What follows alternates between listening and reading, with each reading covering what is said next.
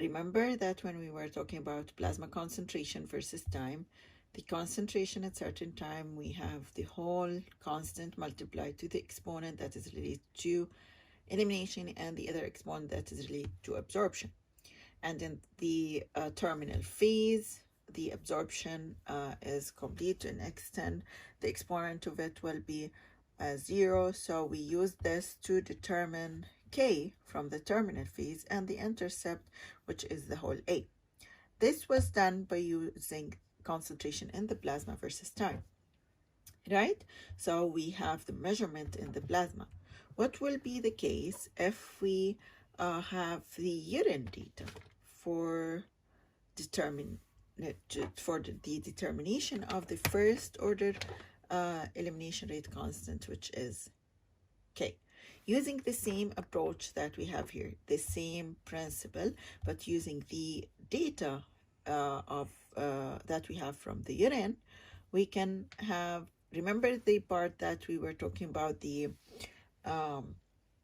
excretion and the urine and the IV bolus. It's similar, in which we have the rate of the excretion amount of the drug excreted per unit of time will be equal the whole constant, this constant multiplied to the exponent that is related to elimination, if we only talking about the terminal phase of it.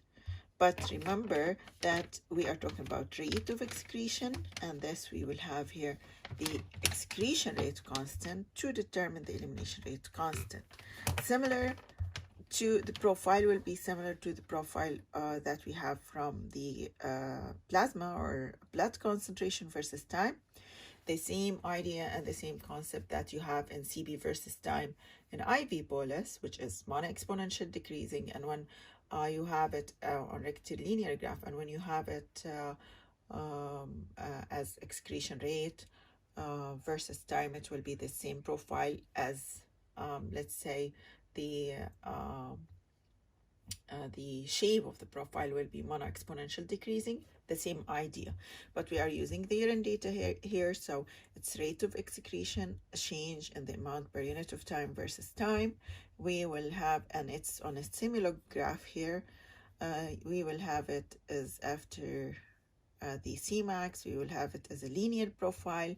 I can, by doing the linear regression of the terminal phase and taking the slope, I can determine K, and from K I can determine the elimination half-life, and from the intercept I can determine the whole thing of this, and make sure that you are having Ke in addition to Ka here. So it will be Ka multiplied to Ke with fraction multiplied to the dose over Ka minus K. So again, if you remember, we were using the same thing here for the in the IV bolus, and in here it was Ke multiplied to the dose.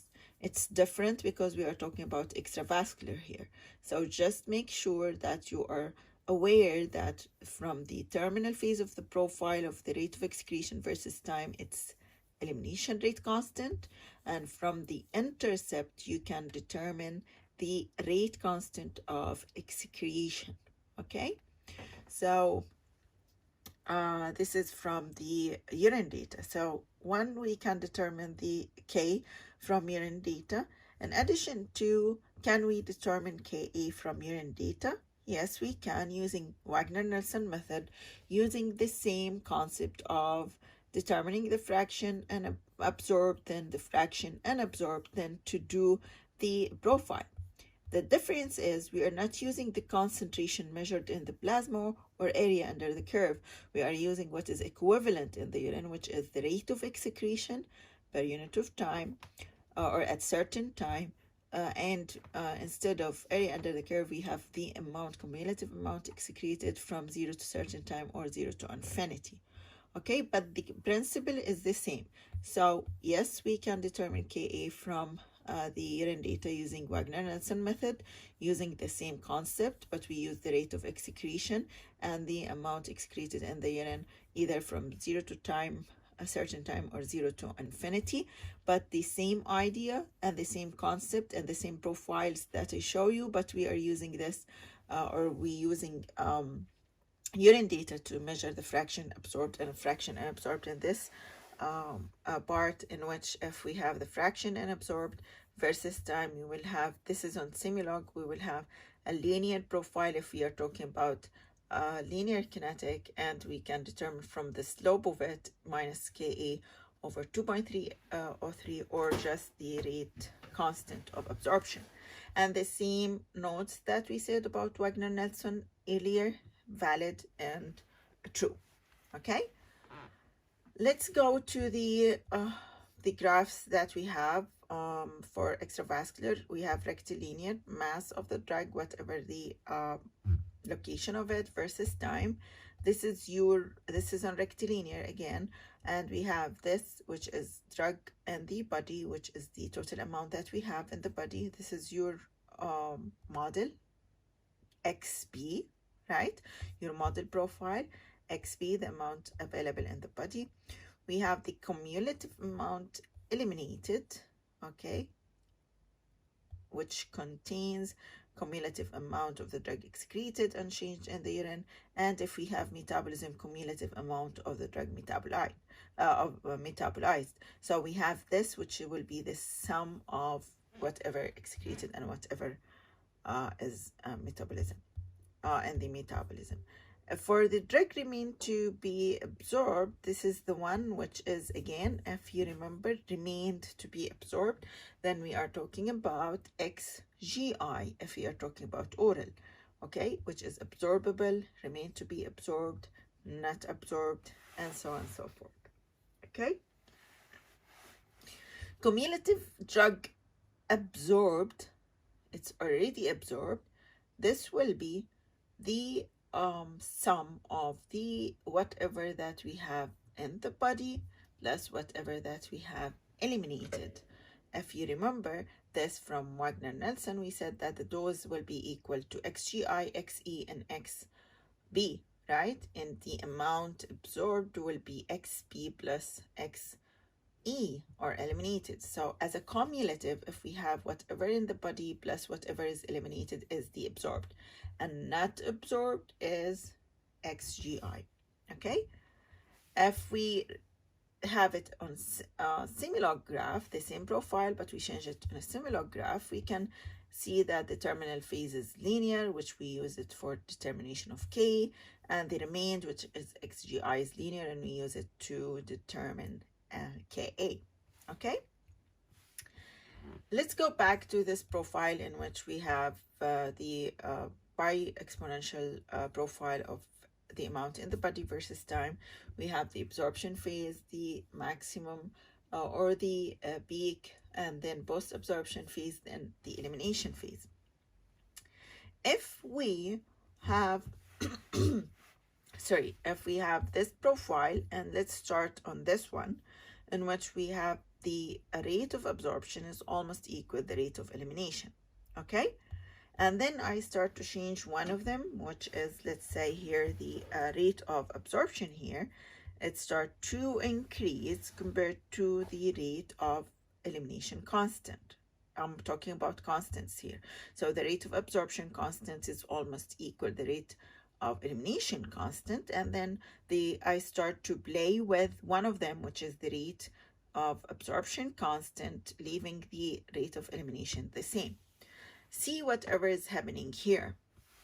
First, the T or the Cmax or the peak that you have is start to happen earlier, which means that my Tmax is shorter. We have shift of the profiles from the right to the left because we have Cmax is higher, okay, because the absorption rate is higher because the rate constant is larger. The Tmax is shorter, okay? And if we have the range, therapeutic range, we can see that the onset of action of the drug is different and it started to be earlier compared to before, Okay, so as the Ka is increasing, which is rate constant of absorption, the Cmax is increasing, the Tmax is earlier, which means it's shorter, and the onset of action of the drug is earlier or happens at earlier time. Okay, that's because of the shift in the profile that we have, because the absorption rate is higher. And again, if you notice that the steepness of this profile, which is related to the absorption phase, the steepness of the profile is started to be higher as the Ka is increasing. Okay. For determination of the volume distribution, by default, you know that the intercept y-intercept includes the volume distribution. So if you do a linear regression and you have the intercept y-intercept, you can determine the volume distribution under the condition that you know what is the bioavailability of the drug.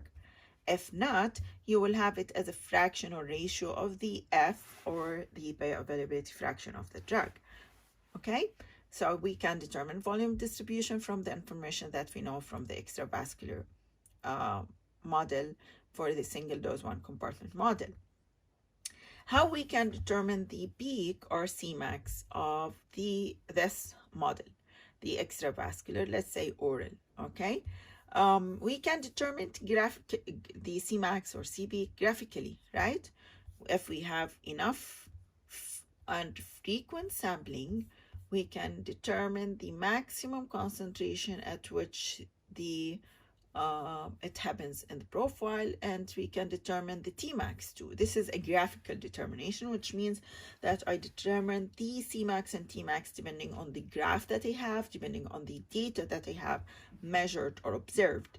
So I can determine it graphically. But you need to be careful that you need to have as frequent sampling as you can to be accurate in the determination of Cmax. Because if we notice here another case in which we don't have that frequent sampling, and we have this measured samples only, and the closed circle points, we can determine that the Cmax is here, right? And the Tmax is here. But if we do the experiment in a right way, we can notice that this is the right profile with the open circles here, open wide circles here, and you can see that the accurate Cmax is here and the Tmax is here. So we have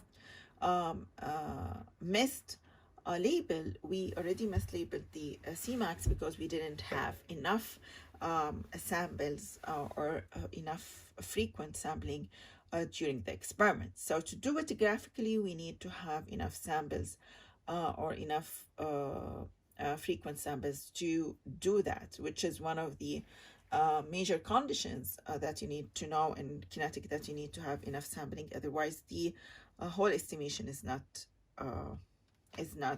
accurate. The other thing that we can do it through calculation. I have this, which is my equation, model equation. We have the intercept multiplied to the exponent of that's related to elimination, and the other one that is related to absorption. If I want to determine the Cmax, by default, I need to substitute Tmax in the equation, right? How we can determine Tmax? If we go back to this profile, we know that Tmax is the time at which the rate of absorption equals the rate of elimination. So can I determine this? Yes, I can, in which I can just have the substitution of rate of absorption equal rate of elimination. I can substitute xgi with whatever you know already, and xp with the whole equation that you know, but xp rather than cp. If you substitute those two amounts and then rearrange it to determine the time in each one of them, which will be Tmax, we will have Tmax that is equal ln rate constant of absorption over elimination rate constant over the absorption rate constant minus the elimination rate constant. From this, we can know, one, that the Tmax or the T peak at which the Cmax is happening depends on the absorption rate constant and the elimination rate constant, which means it depends on anything that would affect the absorption process or the elimination process, which is a common sense, right? Because if anything increases the rate of absorption or decreases the rate of absorption, the Tmax will be affected, and anything decreases or increases the elimination by metabolism or excretion, again, it would affect your Tmax. But one of the major points that you need to keep into consideration, and you need to be aware of it, Tmax is always independent of the administered dose, which means whatever the dose I take, if I increase the dose to double the dose or half the dose or triple the dose, the Tmax of the Cmax will be the same. What is changing is the Cmax, because if we go back here, C as the magnitude of the concentration is dependent on the dose taken, and it's proportionally related. If I increase this by 2, this will be increased by 2. If I decrease this by half, this will be decreased by half. But the Tmax, the time at which the Cmax is happening, it won't be affected, and it's independent on the dose. And this is very important to keep in mind. Okay? So if we have identical doses for the drug, we took it as either oral or IM, so we have it as different route of administration. We can notice that for oral, this is the stratified line with the solid line, or dotted line with the solid line. This is for oral and this is for IM. We know that usually when we are talking about IM compared to oral, then the absorption rate is faster. Okay, and when the absorption rate is faster, we have some shift here compared to here. The Cmax is higher, the Tmax is earlier, which means it's shorter, and the onset of action is faster or happens earlier, which is similar to whatever I just said, but we are just talking about it in terms of routes of administration. Okay? This very important as a slide because it's give you the bottom line of what you need to know about different parameters of extravascular. First of all, the peak time or Tmax, it gives you an idea of the rate of the drug absorption. That's why we usually say it's faster or slower, because it's related to the rate. Okay? Area under the curve, total area under the curve, which we determine it from the concentration versus time profile. It's determined the extent or the amount of the drug absorbed, the extent rather than the rate. The Cmax usually reflects either or both the rate and the extent, which is a combination of both of them. Okay, so Tmax the rate, area under the curve the extent, and Cmax both or either of the rate and extent. This slide is it's a continuation of whatever I said in here. This slide is very important as well because we are talking about some of the elimination rate constant, or some of the parameters such as elimination rate constant, elimination half-life, and volume distribution, in addition to clearance, total clearance. Those parameters are constant, as we know, under linear kinetic for the same drug, for the same individual, and with the same physiology and pathology. And we know this already from our knowledge in IV bolus or linear kinetic in the first place. Okay, regardless of the route of administration or the dose that is administered, those are still constant parameters. So in practice, what we usually do, we give the drug as IV bolus to determine the elimination parameters or the VDN clearance, which will be the same whatever the route of administration or the dose taken. So after which we took the drug or administered the drug to the subject that we have, or subjects as extravascular route of administration, and we determine what is related to absorption. This is what we usually do in practice or experimentally. For the Ka and the fraction absorbed reaching the systemic circulation, which is F, both of them for the same drug and same subject and the same dose will be the same and constant if we are talking about same formulation, same dosage form, and same route of administration. Those three should be the same to have the same Ka and F, okay? And if we have those similar, then we have the same Tmax, Cmax, and area under the curve. But even if we're talking about the same dose, same drug, or same subject, if one of those are different, one of those is different, or all of them are different, it will cause a difference. No, بس it will cause a difference in Cmax, Tmax, and area under the curve because we have a difference in Ka and F, okay? Again, those Ka and F will be the same if you're talking about same formulation, dosage form, or route of administration. Once one of those is different, even if we are talking about same drug and same subject, this will be Ka and F will be different, and if one of them is different, then Tmax, Cmax, and area under the curve is different, and this slide is important too. In this profile or this slide, in those profiles, CB versus time, we have different profiles, A, B, and C, and it could be the case of 1, 2, or 3, okay? Either if we are talking about the same dose, same drug, again, but we have different route of administration, so different Cmax, different Tmax, and for sure different area under the curve, or we are talking about different formulation, or if we are talking about different dosage form. And by this, I end the second part of the slides that you have for extravascular.